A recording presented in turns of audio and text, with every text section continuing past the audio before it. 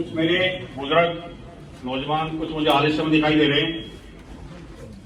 हम ठान चुके हैं अपने दिल में, बोलो नहीं साथी, हम ठान चुके हैं अपने दिल में हर जालिम से टकराएंगे। तुम बनो रुकावट राहों की, हम आगे बढ़ते जाएंगे, सर भी बहुत बाजू भी बहुत, कटते भी चलो बढ़ते भी चलो, अब ये गहरे मंजिल पे डाले जाएंगे, अब ये गहरे मंजिल पे डाले जाएंगे। डॉक्टर सुहाई मान सिंह ने परिचय दिया हमारे बारे में। ये सबसे पहले दिन ये भागलपुर में आए इस सत्याग्रह के एक नोबल कॉज के लिए, क्योंकि रोटी रोजी और रहने के साथ साथ आपकी बीमारियों से बचाव के लिए वो इतनी ही इंपॉर्टेंट चीज है। हालात कितनी एडवांस थी उन दिनों में, 0 डिग्री के आसपास तापमान, खुले आसमान के नीचे आपका रहने का ना कोई प्रबंध था। ये बाद में ही ट्रॉली वगैरह में कुछ अरेंजमेंट हुआ आपका। उन विषम परिस्थितियों में जब डॉक्टर मान सिंह भागलपुर में आए तो इनको लोकल हाइजीनिक की जरूरत थी।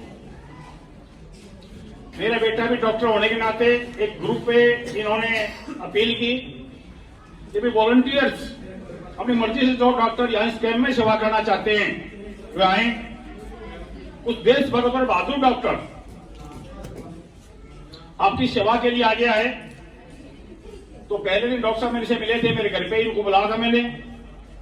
मैं अकेला कुछ नहीं हूं, मेरे साथ मेरा पूरा हरियाणा प्रदेश का लोकल का यहाँ का सपोर्ट, मेरा बेटा भी लगा हुआ है, मेरे पिताजी पीछे बैठे हुए हैं, मेरे पास भी जो पीछे बैठे पर परीक्षा कराऊंगा उनका। हमारे 2-3 फ्रेंड हैं एनजीओ हमारे, एक डीडीएफ के नाम से है, एक 60+ एसोसिएशन, उसके सारे बहादुर कार्यकर्ता हम उसके तालमेल से काम करते हैं। हमने कहा डॉक्टर साहब देखो जो भी हमारे बस की बात है, तन से मन से धन से,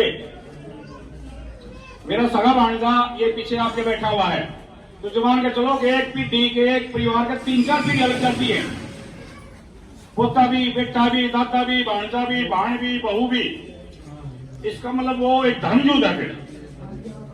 फिर नॉर्मली ऐसा होता है कि जवान लड़का आ गया, माँ बाप कहता तू कहां जा रहा है, विश्वास नहीं करते, विड्रॉ करते हैं उसको। लेकिन यहाँ पे 3 से लगे हुए सभी, ये सभी। 2 मिनट में अपनी बात कहना चाहूंगा, उसके बाद मैं अपने बुजुर्गों का परिचय कराऊंगा। इनके स्पीच जरूरी है। पंजाब प्रदेश के दूर दराज गांव से आए बहुत ही बहादुर बुजुर्गों, शक्तिमान नौजवानों, वो जो उपस्थित कम दिखाई दे रही है, लेकिन कैंप में बहुत सारी हमारी माताएं बहनें भी हैं, उनको भी मेरा संदेश। अब ये विश्व लेवल का एक आपका, तो आप किसी भी, आप छोड़ो इस गोदी मीडिया मोदी मीडिया उसका चक्कर तो बहुत पुरानी बात हो गई है। डरी हुई सरकार का कोई जिक्र नहीं है। आखिरी हथकंडा जो होता है, ताबूत की आखिरी जो कील जो होती है, आपने टिकैत के नारे भी सुने होंगे कि जब जब राजा डरता है तब तब किलेबंदी करता है। इस तरह की किलेबंदियां जो आपके बॉर्डरों के चारों तरफ किए जा रहे हैं, 3-3, 4-4, 5-5 लेयर किले गाड़ी जा रही हैं, दीवारें बनाई जा रही हैं, तार छोड़े जा रहे हैं। मुझे ऐसा लगता है तारों में करंट भी छोड़ दिया होगा इन्होंने। बहुत सारे हमारे अपने बच्चे, हमारे जानकार बॉर्डरों पे नौकरी कर रहे हैं, हमारे आप सबके ही हैं। वो बताते हैं, वीडियो भेजते हैं, हम यहां से वीडियो भेजते हैं, वो वहां से वीडियो भेजते हैं क्योंकि ऐसी तारबंदी, ऐसी फेंसिंग, ऐसी सिक्योरिटी, इस तरह की किलाबंदी तो बॉर्डर पे भी नहीं है। क्या भूल गए ये लोग कि दिल्ली प्रदेश की ये सीमाएं, ये टिकरी बॉर्डर है, सिंगू बॉर्डर है, गाजीपुर बॉर्डर है, 5 नंबर बॉर्डर है, ये भारत का ही हिस्सा है। ये कोई विदेशी अंतरराष्ट्रीय सीमाएं नहीं है। इसके बाद इनको मालूम था कि जो कुछ इन लोगों ने 26 जनवरी को कराया, वो किसी से छुपा हुआ नहीं है। इस बात पे बहुत ज्यादा समय मैं खराब नहीं करना चाहूंगा। जब हमारी सोशल मीडिया के माध्यम से, ट्विटर के माध्यम से, व्हाट्सएप के माध्यम से, फेसबुक के माध्यम से ये सब क्रिस्टल क्लियर हो गया, बिल्कुल दूध का दूध, पानी का पानी अलग अलग हो गया कि किस व्यक्ति ने शरारत की है, किन ये शरारत जानबूझ के कराई गई है। उसके बाद ये बेचारा रिमोट से चलती हुई जो मंत्रिमंडल, उन्हीं के आदेश पर काम करता हुआ लगभग मीडिया, वैसे मीडिया के भाई मेरे हों तो जरा महसूस मत करना, मैं सबको नहीं कह रहा हूं। उन्होंने समझा कि ये सारी की सारी बातें आम आदमी तक पहुंच जाएगी, सरकार बदनाम हो जाएगी। इससे बचने के लिए मीडिया को काबू कर लिया जाए और सोशल मीडिया जो इनका अपना साधन है उसको बंद कर दिया जाए। क्या मजबूरी हो रही है सोचने की बात को पूछने वाले इनसे हो? हमारा फंडामेंटल राइट है, ये हमारा मौलिक अधिकार है। हम पैसे देकर डाटा खरीदते हैं, 2 महीने का डाटा मैंने खरीद रखा है। अगर किसी कंपनी का वो चार्ज मिलेगा मेरे से, ये एक्सप्लॉइटेशन है, मोनोपोली है। ये कभी भी डेमोक्रेसी में ऐसा होता नहीं। कभी किसी मजबूरी में 1 घंटा 2 घंटा किसी फाल्ट के कार्ड बंद हो जाए, 3-3, 4-4, 5-5, 6-6, 7-7 दिन आप इसको नेट को बंद किए हुए हैं। श्रम नहीं आती लोगों को, बेश्रम हो गए ये। लंबे समय से देखिए आप कैसे बहका जा रहा था देश की जनता को। हम बात करना चाहते हैं, क्या बात की लोगों ने? पहले ड्राफ्ट आता बात करने के लिए, हमने बहुत बात की है, टेबल टॉक बहुत की हमने। पहले ड्राफ्ट आता है, श्रीमान जी ये ड्राफ्ट कैसे बात करनी है आपने, हम अपना ड्राफ्ट देंगे, ठीक है जी हम इस ड्राफ्ट पे बात करना चाहते हैं। हमारी 3 ही बात थी बस, केवल चौथी बात नहीं थी हमारी। 3 काले कानून वापिस लो और हमारा जो मिनिमम जो स्पॉट प्राइस है एमएसपी, इस पे कानून बना दे। कहते हैं आश्वासन, क्या होता है आश्वासन? मानते हैं आश्वासन को? आपके देश के प्रधानमंत्री आदरणीय मोदी जी का आश्वासन को मानते हैं आप लोग? नहीं मानते आप, गलती से नहीं मानते आप। उसने सील कर दिया कि मेरी बात को आप विश्वास ना करें। उसने कोई तलवार और भाले से राजनीति रखा पहले की तरह से, महाराजा रणजीत सिंह और सूरजमल की तरह से तलवार के बल पे ऐसा नहीं है। झूठ बोल के मिसगाइड करके वोट की पर्ची से यहाँ पे ये कुर्सी पे बैठा हुआ है। काला दिन आएगा, 10 लाख आपके खातों में जाएंगे, 2 करोड़ आपको रोजगार मिलेंगे, बहुत सारी लंबी लिस्टें आप जानते हैं, पता नहीं क्या जरूरत है मुझे। तो कैसे विश्वास कर ले हम? ये झूठा व्यक्ति क्या मेरी बात पे क्या विश्वास करे आपकी बात पे? आज तक ऑफिशियल स्टेटमेंट नहीं आई है। हमारे 200 के आसपास बुजुर्ग और नौजवान यहाँ पे शहीद हो गए हैं, बड़े बड़े ऑपरेशन जो आपके हुए हैं। कारगिल में भी इतनी संख्या की ज्यादा नहीं थी, जो अंतर्राष्ट्रीय वार था एक, इतने यहां भी शहीद हो गए हैं। ये कति बेकार में कति खाम खा प्रधानमंत्री का नहीं बोल रहा है, और वो जो शहीद होती तो सरकारें बदल जाया करती थी। इसमें विश्वास नहीं किया जा सकता। यही 3 बातें आके बोलते हैं।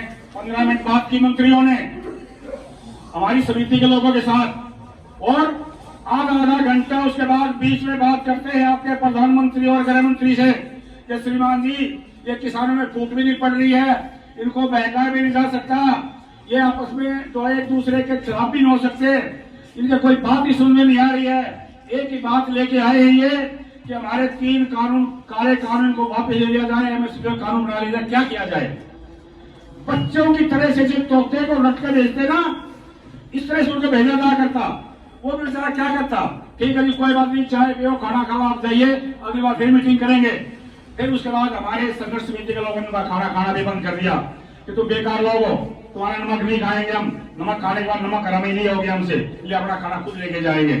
और बहुत बहुत धन्यवाद, बहुत बहुत बधाई हो गुरुद्वारे के हमारे साथी आज जिन लोगों ने उनको बहुत लंगर प्रोवाइड किया खाने के लिए, और फिर उन्होंने हमारा खाना खाकर कोई बात नहीं, खाना खाना हमारा धर्म में क्या फर्क पड़ता है इन बातों का। किसान एकता, किसान एकता। लेकिन 26 जनवरी का जो एपिसोड हुआ, उसके बाद सरकार को थोड़ा सा मौका मिल गया, बाद में क्लियर हो गया, वो उन्होंने नहीं कराया था। इसके बाद सरकार को बिल्कुल चुपचाप बैठे हुए थे। उस राजनीतिक दलों के लोग जिनकी सरकारें हैं, केंद्र में सरकार है, उस प्रदेशों में सरकारें हैं, उनको मौका मिल गया। क्या मौका मिल गया कि भारत के तिरंगे की बेइज्जती कर दी। क्या बेइज्जती कर दी बताइए आप, क्या बेइज्जती कर दी? तिरंगा था वहां पे? नहीं था तिरंगा। तिरंगा हुकूमत के ऊपर था, वही तिरंगा सबसे ऊपर था। उसके बाद अपना बहुत ही एक राष्ट्रीय धर्म का एक झंडा भी फहरा दिया। क्या फर्क पड़ता? हालांकि गलत को नहीं करना चाहिए था, लेकिन तिरंगे की क्या बेइज्जती कर दी? तिरंगा तो ऐसे ही फहरा रहा था, ऐसे झूल रहा था तिरंगा। तिरंगे को किसी ने कुछ नहीं कहा, तिरंगे को सबने सल्यूट किया वहां पे। पहले मीडिया ने कहा, लेकिन मीडिया ने बाद में उस बात के लिए खेल प्रकट किया कि तिरंगे को हाथ ही लगाया गया। उसके बाद कुछ लोग जो स्वार्थी लोग हैं, जिन्हें काउंसिलर बनना है, जिन्हें विधायक बनना है, जो उनकी सभाओं में जाकर सल्यूट मारना है कि श्रीमान जी मनीष आंदोलन को इस तरह से सबोटेज कर दिया है, इस तरह से आंदोलन के लोगों को बिगाड़ दिया है, धमका दिया है। 2-4 वीडियो हैं, जब नेट शुरू हो जाएगा मैं भेजूंगा आप लोगों के पास। टाड़े टाड़े लड़के, ऐसे ऐसे तगड़े तगड़े जो लड़के हैं, ड्रेस पहने हैं पुलिस की, 2-2 3 स्टार, सब इंस्पेक्टर की, हवलदार और सिपाही की ग्रुप में चल रहे हैं और बड़े बड़े डंडे लेकर पिटाई कर रहे हैं।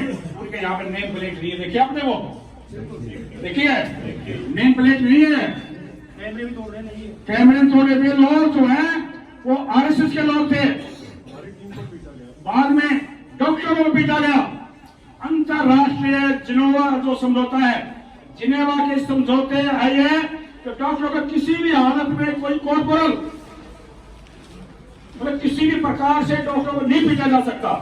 इन्होंने उस अंतरराष्ट्रीय समझौते का उल्लंघन किया। गद्दार है ये लोग जो लाठियां लेके और लोगों की पिटाई कर रहे हैं, पुलिस वाले पिटाई कर, हमारे जो सरदार भाइयों की बात हरियाणा के लोगों की, राजस्थान यूपी के लोगों की पिटाई कर रहे हैं, वो आरएसएस के लोग थे। बाद में सोशल मीडिया ने क्लियर किया उनको। तो मैं बता दूं कि ये लोकल जो आते हैं, ये लोग कि हम लोकल आपसे परेशान हैं, आप धरना उठाइए यहां से।